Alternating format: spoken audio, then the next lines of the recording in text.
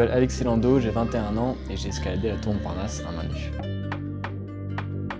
J'ai passé vraiment des jours et des jours à étudier la tour Montparnasse pour être sûr d'être capable d'enchaîner vraiment les 210 mètres facilement. Je me suis entraîné de manière à avoir de la marge, c'est-à-dire que normalement j'étais capable de monter et descendre 2 fois la tour. Pour m'entraîner pour ce genre de performance, je grimpe un étage, puis je redescends l'étage, je le regrimpe, je le redescends, etc. Jusqu'à faire en fait l'intégralité de l'immeuble aller-retour. Avant de grimper, je réfléchis logiquement. Est-ce que je peux grimper ce gratte-ciel ?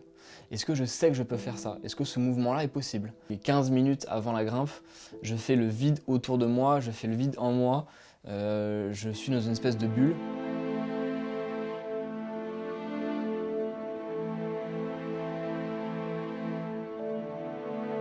Avant l'ascension, j'ai peur parce que c'est impossible de complètement masquer cette émotion. Je me concentre juste sur ce qui va se passer.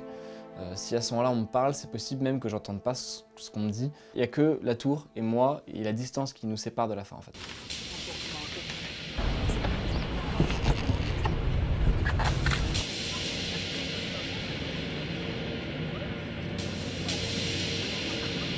Une fois qu'on a commencé à grimper, il n'y a pas de retour possible. À ce moment-là, le seul moyen de me sauver, c'est d'arriver en haut. Donc il n'y a que ça qui compte. On ne fait pas forcément gaffe aux gens à l'intérieur du gratte-ciel, on ne fait pas forcément gaffe aux gens en bas. Ma vie ne dépend pas d'un objet, elle ne dépend pas de quelqu'un d'autre, elle dépend uniquement de mes capacités et de mon entraînement.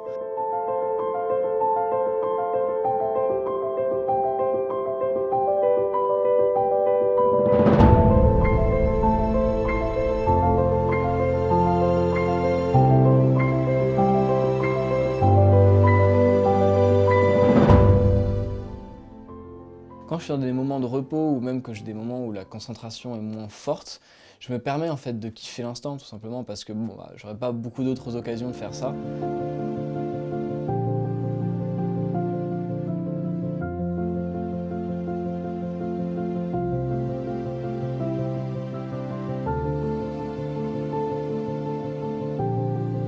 On me demande souvent mais comment tu fais pour regarder en bas? J'ai pas de problème pour regarder en bas, c'est le vide. C'est pas... Si j'avais peur du vide, si j'avais peur de tomber, je ne grimperais pas en fait, tout simplement. Donc j'ai aucun souci à regarder en bas, regarder ce qui se passe autour de moi, regarder la vue, parce que la vue est magnifique, et histoire d'avoir un maximum de souvenirs, parce que voilà, les vidéos et les photos c'est chouette, mais la grande partie en fait de cette ascension, elle reste ici.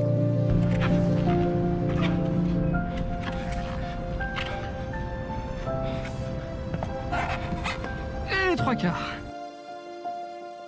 Ce qui me fait vibrer en fait, c'est de grimper sans aucune sécurité, en sachant que je n'ai pas le droit à l'erreur. Les derniers mètres sont forcément les plus durs, mais c'est aussi en fait les plus agréables parce qu'on ça y est quoi, on sait qu'on va réussir. Il y a une forme d'euphorie de la fin en fait, mais qui ne doit surtout pas nous déconcentrer. Et une fois qu'on est arrivé en haut, bon, là c'est la victoire. Hein. Allez, c'est la fin. Allez. Allez gros, on l'a fait mec.